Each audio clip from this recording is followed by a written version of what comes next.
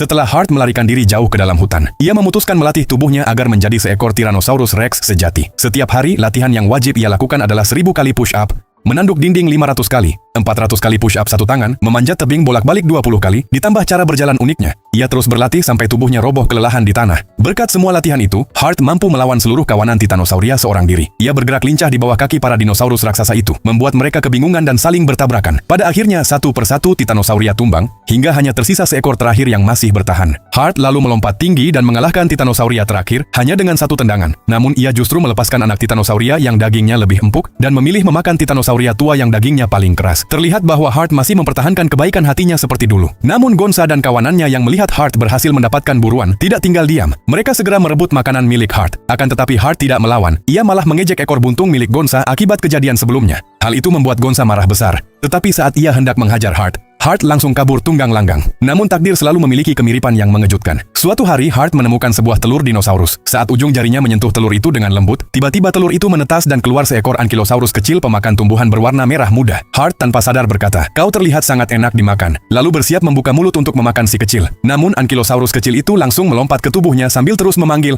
"Ayah, ayah!" Membuat Hart kebingungan. "Otou-san, ima boku no namae yonda desho?" "Namae? お前うまそうだって言った。名前呼んだんだからお父さんだよね。うまそうってとってもいい名前。でも、どういう意味？